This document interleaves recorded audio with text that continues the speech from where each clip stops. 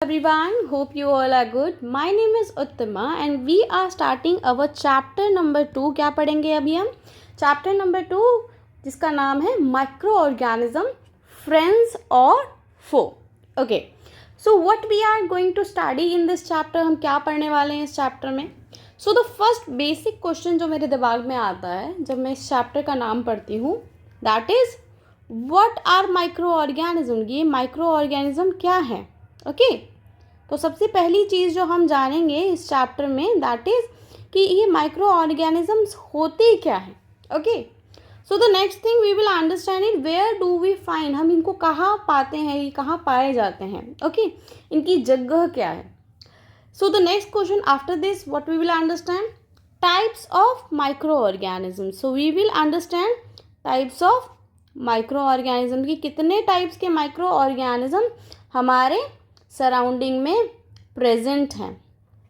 Next thing then what we will understand whether these microorganisms are good for us or they are harmful to us. So as you see the chapter name कि micro organism क्या हमारे friends हैं और फो means होता है enemy. क्या होता है? फो मीन्स होता है enemy.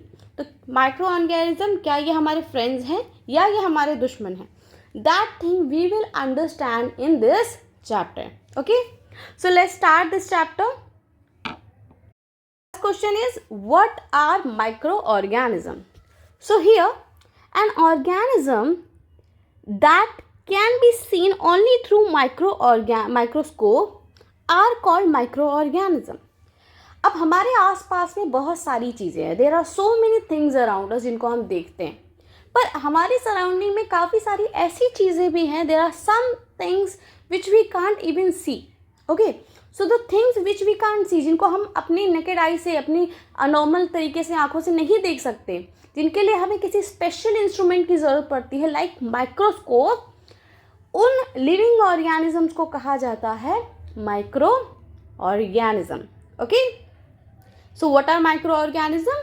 An organism that can be seen only through a microscope, जिसको हम सिर्फ तो सिर्फ specific instrument that is a microscope के थ्रू हम उसे देख सकते हैं. Then here what is this microscope? Actually ये माइक्रोस्कोप कैसे दिखता है? Here I have put a picture here. आप देख सकते हैं कि ये माइक्रोस्कोप जो है ये एक इंस्ट्रूमेंट है जो क्या करता है, जो छोटी चीज़ को बड़ा दिखाता है हमें. ओके तो this instrument is called microscope. Okay so here you can सी, और ये आपको आपके स्कूल्स में, लैब्स में, बहुत सारी जगहों पर ये आपको नॉर्मली दिखते हैं.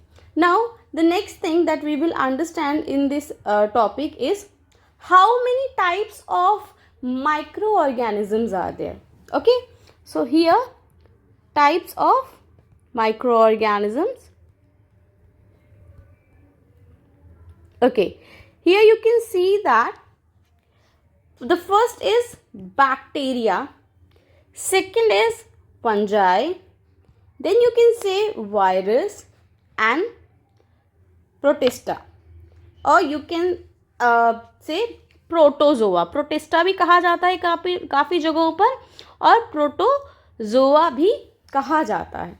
okay so these are the main 4 types of microorganism जो कि हमें नॉर्मली अपने सराउंडिंग में देखने को मिलते हैं. Now one by one we will understand about each micro organism which is given here. तो हम इन चारों के बारे में थोड़ा थोड़ा जानकारी लेते हैं आगे की स्लाइड्स में. Okay bacteria.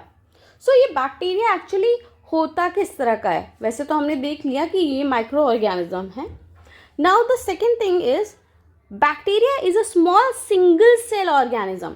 Single cell organism का मतलब कि ये एक ही सेल में अपनी ज़िंदगी बिताता है. ये एक सेल में रहने वाला और एक सेल वाला ऑर्गेनिज्म है. ठीक है, अब हम देखते हैं हमारे सराउंडिंग में कितने सारे मल्टी सेलुलर ऑर्गेनिजम्स हैं.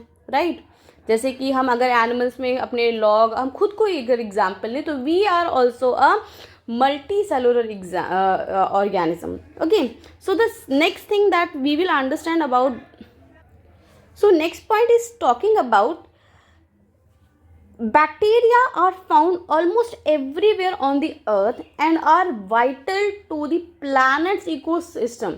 यानी कि बैक्टीरिया हमारे सराउंडिंग में, हमारे अर्थ पे लगभग हर जगह पाया जाता है, हमारे हाथों पे, हमारी बॉडी में, हमारे बॉडी के अंदर, यानी almost everywhere we find bacteria and this bacteria is actually important for our ecosystem. मतलब हमारे पूरे इन्वायरमेंट के लिए ये ज़रूरी भी है. क्यों? क्योंकि ये काफ़ी सारे जो ऑर्गेनिजम्स होते हैं उनको डिकम्पोज करने वाले काम भी करते हैं. Here you can see different shapes of bacteria. Okay, here you can see rod shaped bacteria and the spiral, and here the cocky shaped bacteria. So bacteria come in different shapes. Okay, and they are found everywhere in the earth. So let's move on to understand next microorganism. So next microorganism is fungi or fungi, sometimes people say. So fungi is non-green plant that are abundant almost everywhere on the earth. यानी कि fungi जो है या fungi जिसे हम कह सकते हैं, ये एक नॉन ग्रीन प्लांट होता है. ये ऑलमोस्ट हर जगह पाया जाता है अर्थ पर, और ये सिंगल सेल नहीं होता. It's not an single cell organism, ये मल्टी सेलुलर ऑर्गेनिज्म होता है. इसको अगर ये थोड़ा बड़ा हो जाता है साइज़ में तो we can see it also through our naked eye. हम इजीली इसे देख सकते हैं. But there are few fungi which we can see only through microscope. Okay, such as mushroom. Mushroom को हम लोग देख सकते हैं. ठीक है, here you can see different fungi which we can see. हम सब ने इसको देखा भी है. ओके, समटाइम्स फॉरेस्ट में या बारिश के टाइम पे या पेड़ के नीचे हम लोगों ने we have seen this kind of fungi और fungi. Okay, let's move on to understand the next microorganism. The next microorganism is protozoa. So what are protozoa? Are they multicellular or a single cellular? पहला question आता है. Well, these are single cellular. Okay, ये जो होते हैं ये single cell होते हैं. जैसे बैक्टीरिया होता है सिंगल सेल, एक ही सेल में अपनी लाइफ स्पेंड करते हैं. Okay, they range in size, यानी कि ये साइजेस में थोड़े रहते हैं. कुछ छोटे होते हैं बहुत, कुछ जो प्रोटोजोआ होते हैं थोड़े बड़े होते हैं. Okay, here let's understand. Here you can see different protozoa. यहाँ पर आप देख सकते हो अमीबा को. Here you can see amoeba, here you can see paramecium, and there are different protozoa which you can see in this picture. आप बहुत सारे प्रोटोजोआ को देख सकते हैं यहाँ पे. Let's move on to understand our next very important microorganism which is virus. So virus एक ऐसा माइक्रो ऑर्गेनिज्म है जो नॉर्मली हमारी लाइफ में कहीं ना कहीं से रहता ही है. हम लोग को वायरल डिजीजेस हो जाती है, जैसे कि कोविड जो था, कोविड एक वायरस ही था. कोविड क्या था? एक वायरस था. सो लेट्स अंडरस्टैंड कि ये वायरस एक्चुअली होता क्या है. Viruses are non-cellular microscopic infectious agent that can only replicate inside a host. Well, वैसे ये कहा जाता है कि माइक्रो ऑर्गेनिज्म ना तो लिविंग ऑर्गेनिज्म है ना ही नॉन लिविंग ऑर्गेनिजम्स. ऐसा क्यों कहा जाता है? रीज़न ये होता है कि वायरस जो होता है जब किसी भी लिविंग ऑर्गेनिज्म के बॉडी के आउटसाइड है तो वो नॉन लिविंग थिंग की तरह काम करेगा, यानी कि वो रिप्लिकेट नहीं करेगा. बट जैसे ही वो किसी लिविंग ऑर्गेनिज्म के कांटेक्ट में आता है वो बहुत ही तेज़ी से अपने आप को डिवाइड करने लग जाता है. तो ये जो प्रॉपर्टी होती है ये हमें दिखाती है कि किस तरीके से जो वायरस है living and non living thing की तरह बिहेव करता है under different circumstances. Okay, so virus can be infectious agent which only replicate within the host organism. Okay, we know about virus. As we can see here different shapes of viruses. So ये जो virus था, ये corona virus, we can see the different shapes of virus here. Now it's time for us to understand how microorganisms are useful to us, or we can say how they are our friends. तो हमारे दोस्त कैसे हैं, किस तरीके से ये humans की हेल्प करते हैं. So the first thing is that they help in the production of dairy product. यानी कि ये डेयरी प्रोडक्ट जो होते हैं, जो भी दूध से रिलेटेड जो भी प्रोडक्ट्स हम खाते हैं, let's take example curd, butter milk या बटर, इन सब के फॉर्मेशन में, प्रोडक्शन में हेल्प करते हैं। यानी कि जैसे आपने देखा होगा कि घर में जो दही होती है, दही कैसे बनती है? दही जो होती है एक तरह का बैक्टीरिया होता है जिसको हम कहते हैं लैक्टोबैसिलस। उसके कारण जो दही होती है वो दूध से बनती है। सो इसी तरीके से जो बैक्टीरिया होता है वो डिफरेंट मिल्क प्रोडक्ट को या डेयरी प्रोडक्ट को बनाने में हमारी मदद करता है। So the next is help in bread making. अब ब्रेड को बनाने में भी बैक्टीरिया ही हेल्प करता है with the process called fermentation, यानी उसको सड़ा करके, वी कैन से उसको सड़ा करके फर्मेंटेशन के थ्रू बैक्टीरिया जो होते हैं वो ब्रेड बनाते हैं। Now the next is formation of organic acid. Organic acid क्या होते हैं? अब जैसे कि आपने देखा होगा लैक्टिक एसिड जो नॉर्मली हमारे सोसाइटी में ज़रूरत होती है, डिफरेंट, जैसे विनीगर का एग्जांपल ले लें। Okay, how they are formed?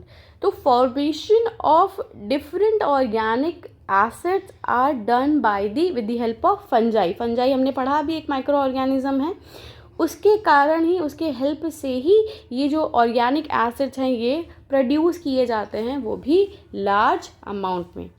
Now the next is used as insecticide. अब कुछ बैक्टीरिया और फंगी ऐसी स्पीसीज होती हैं जिससे कि इंसेक्ट्स और पेस्ट जो होते हैं वो दूर भागते हैं। किसकी स्पीसीज से? कुछ बैक्टीरिया और फंगल स्पीसीज से ये जो इंसेक्ट्स और जो पेस्ट होते हैं दूर भागते हैं। इस तरीके से ये इंसेक्टिसाइड्स का भी काम करते हैं। Now they help in the increase the fertility of the soil, यानी कि माइक्रो ऑर्गेनिज्म जो होते हैं वो सॉइल को ज़्यादा से ज़्यादा फर्टाइल बनाने में भी हेल्पफुल हैं। अब इसी तरीके से हमारे बॉडी में एक बैक्टीरिया रहता है जो कि डाइजेशन में हेल्प करता है। अगर हम देखें तो ये जो माइक्रो ऑर्गेनिज्म है ये हमारे सराउंडिंग में, इनके बहुत सारे काम हैं। कुछ वैक्सीन्स बनाने में भी हेल्पफुल होते हैं, जैसे हमने देखा कि कोविड के फेज़ में कोरोना वायरस जो होता है वो भी एक वायरस से ही उसकी वैक्सीन बनी है। उसके बाद हम पेनिसिलिन जो बहुत ज़्यादा यूज़ करते हैं आई इन्फेक्शन के टाइम पर, वो भी माइक्रो ऑर्गेनिज्म से ही बनी है। सो अगर हम कॉमनली देखें तो वी सी दैट कि ये जो माइक्रो ऑर्गेनिजम्स हैं ये हमारे लिए बहुत ही ज़्यादा हेल्पफुल हैं। Okay, they are very good friend of us. Let's now understand how these living organisms, or you can say कि how these microorganisms are harmful to us। अब ये हमारे लिए harmful कैसे हैं? Disease causing microbes are called germs। सबसे पहली चीज़, सारे माइक्रोब्स जो होते हैं वो डिजीज़ नहीं, वो हमें बीमार नहीं करते हैं। कुछ ही माइक्रोब्स होते हैं जो कि हमें बीमार करते हैं, और जो माइक्रोब्स हमें बीमार करते हैं उन्हें हम कहते हैं germs. What do we call them? हम उन्हें कहते हैं germs. Some microbes causing diseases like tuberculosis, malaria, typhoid, cholera, jaundice. आप सबने नॉर्मल बीमारियों के बारे में देखा है। वायरल जो कि हम नॉर्मली देखते हैं जब सीजन्स चेंज होते हैं, पीसी बहुत सारे हमें वायरल्स भी हो जाते हैं। ठीक है, खांसी आना, फिर जुकाम, बुखार, ये सब क्या होते हैं? ये सब वायरल डिजीजेस होती हैं। तो ये जो माइक्रोब्स होते हैं ये हमें बीमार भी करते हैं। हमें बहुत सारी जो बीमारियां होती हैं इन माइक्रोब्स के थ्रू हमें होती हैं, यानी कि ये कहीं ना कहीं एक दुश्मन का भी काम करते हैं। तो अगर हम अपने सराउंडिंग की क्लीननेस रखें, अगर हम अपने एक गुड हेल्थ और गुड हाइजीन मेंटेन करके रखें, तो ये जो माइक्रोब्स है, ये माइक्रो ऑर्गेनिज्म यानी कि ये जो जर्म्स हैं, ये हमें कम हार्म कर सकते हैं। So this is all about this chapter microorganism, friends and और foe। यानी कि हमने समझ लिया कि माइक्रो ऑर्गेनिजम्स क्या होते हैं, कितने टाइप के होते हैं, ये कहाँ कहाँ पाए जाते हैं, और how they are harmful and how they are useful to us. So this is all about this chapter. In the next chapter we will understand more about synthetic fibres and plastic. तो हमारा जो next chapter है वो synthetic fibre and plastic का है, जिसको हम बहुत ही अच्छी तरीके से पढ़ेंगे। तब तक के लिए bye bye everyone, take care.